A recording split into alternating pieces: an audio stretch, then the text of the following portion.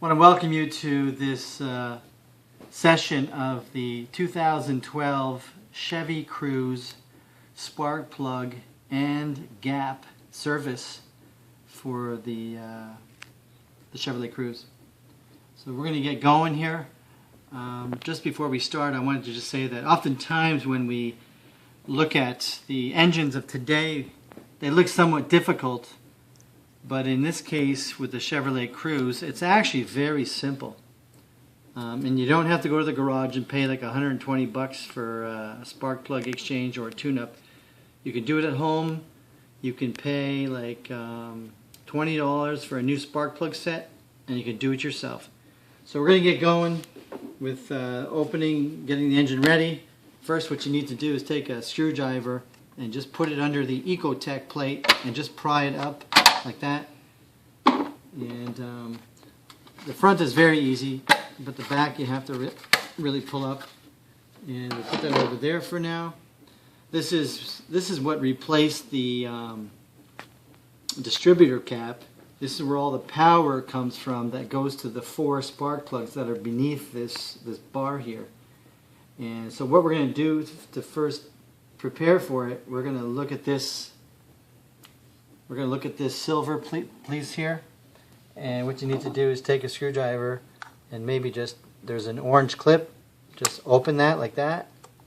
And then what you got to do is pull down, push down on that. And then I usually take a screwdriver and just kind of pry it a little bit like that. And this way you can remove that. And then what we're going to need next is, this is what you call a Torx bit. And this is a Torx screw. So you need to find the appropriate size. And you need to kind of open this up and just kind of like spin this up like this. Make sure it's up. And then you gotta take this one off here like this. Make sure they're both up. You can take the screws out if you want.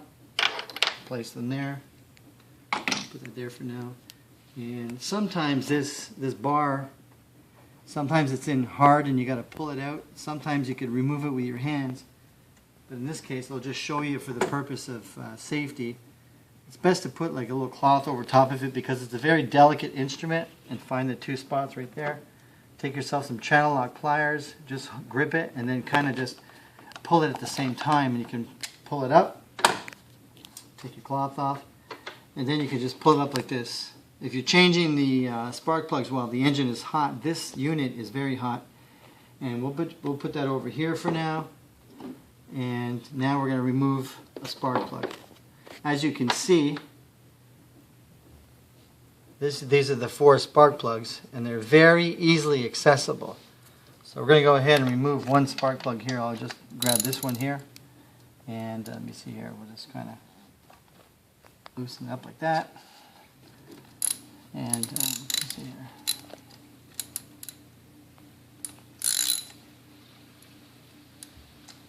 Loosen it up.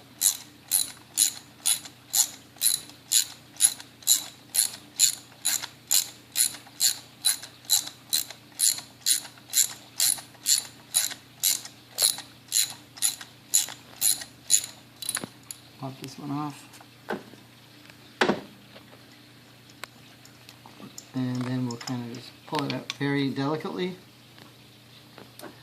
If you look at the spark plug, I already changed these plugs, but I'm just doing this video for you guys out there who want to learn how to do it. Right there you're going to see a Irradian spark plug. This is a special spark plug. It's an Irradian spark plug.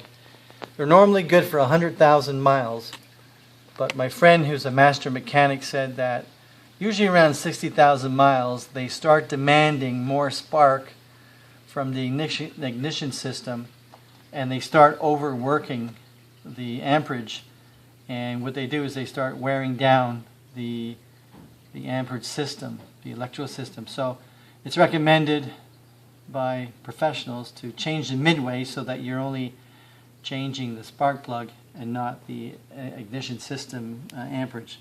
So the spark on this plug, normally when you buy it from the stores, they are pre-gapped.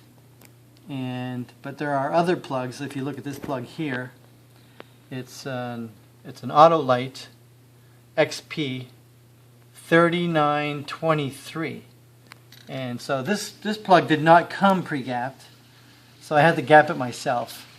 And I gapped it at 0.033, and you could also gap it anywhere from 0.033 to 0.037.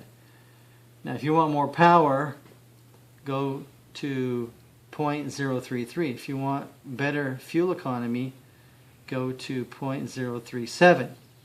So I kind of would recommend maybe in the middle, 0.035, and this way you'll get both power and fuel economy. So we're going to go ahead and just put that back in here. And you got to be delicate when you put it in, because you got to make sure the threading is properly. And you want to also protect the electrode that it doesn't hit anything, because you could ruin the gap on your plug. So we're going to go ahead and just tighten this a little bit. Change that.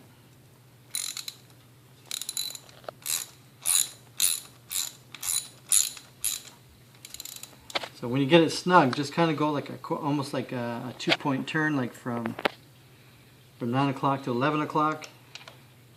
Just 2 points. And then we're going to put this unit back in. One thing before you put the unit back in, if you look inside the electrode, here you see a little spring. You got to make sure that the spring is not tucked on the side under the rubber. You want a nice connection. So what you do is you just look at each one, and you can just flick it like that sometimes, and it'll get back in place. If not, you can easily just take a screwdriver like this and go down and kind of just move it into place. So what we do is we're going to put this back in here, push it down until it hits the top of the head, and then we're going to go ahead and take these 2 torque screws, drop one in there, drop one in there, and we're going to screw that in here.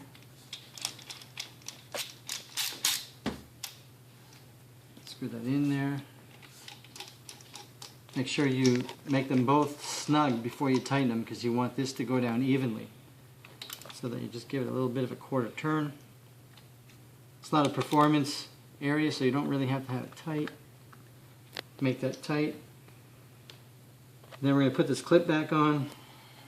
We're going to slide this forward. We're going to push this black unit forward. And then we're going to push the clip in. That's all set. And then we're going to put this cover back on. Line these posts up with the pins here. And all you got to do is just drop it, and there you go.